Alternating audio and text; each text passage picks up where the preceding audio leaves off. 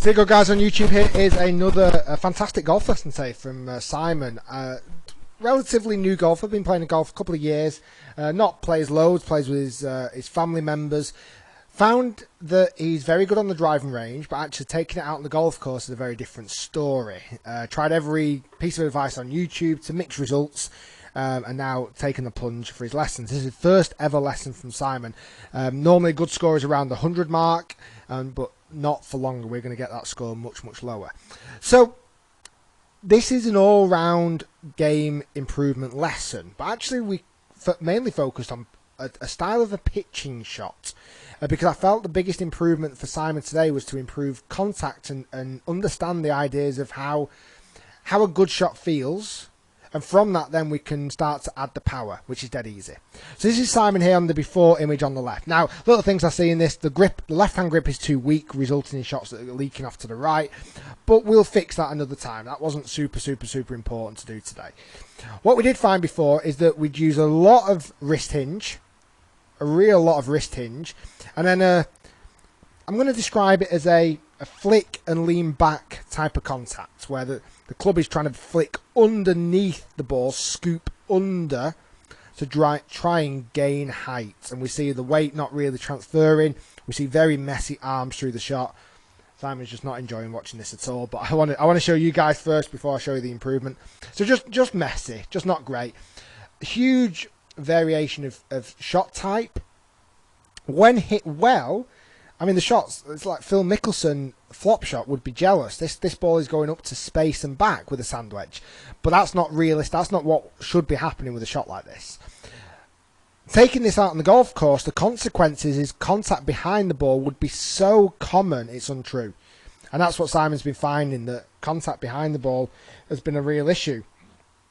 On hard ground conditions, i.e. a mat, practice range mat, or in the summer, that probably would be hidden to some degree. The ground wouldn't be hit so hard, so the ground wouldn't be soft enough where the club would dig in, and you'd probably get away with it. But you can see there, messy. Right, this improvement is awesome. I love this. I absolutely love this. So this was a shot that we did quite a lot of work and explained impact and explained the idea that we need to look at reducing the loft of the golf shot, looking at reducing the flick, getting the weight transferring to the left, so that we can actually get the ball coming off the face with height that's presented by the loft, rather than Simon artificially adding the height, which is not needed.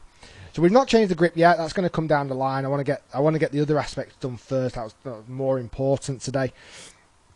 So we stuck with very short golf swings. I said, right, just take it back to about halfway, and we were literally landing the golf ball maybe 35, 40 yards, with the idea that there was a bunker in front of us, but we weren't trying to get it over the bunker, as in we weren't trying to artificially add the height. I wanted him to push the loft, push the ball over the bunker.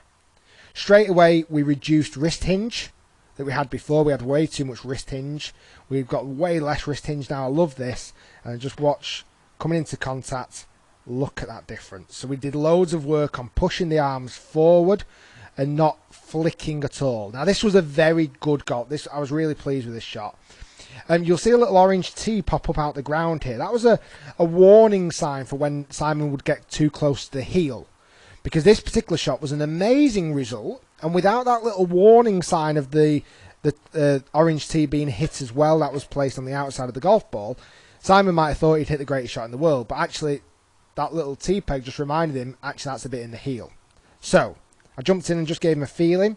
The feeling was going back with no wrist hinge. Just grabbed over the club to do that. Oops. No wrist hinge. And then this was really exaggerated push foot. I mean, that's ridiculous. We'd never, ever want to get in that position, ever. But sometimes it takes that sort of feeling, that exaggerated feeling, to get rid of this. And that's a big difference right there. Those two spots are so different, it's untrue. So when it came to the actual shot, watch how good this is. I love this. I think this is such an incredible improvement. This shot landed about 40 yards with ease. Watch this. Come on, camera, hurry up. Okay, go back with no wrist hinge. Excellent. Move the body weight to the left. Excellent. Try and get in the same forward shaft lean position I just tried to get him in. Look at that. I mean, that is just outrageous. What's great about that as well is we hit the ball first and the ground after. We hit a lovely flighted little pitch shot out there. It was just beautiful. And just made this type of shot a lot easier to produce.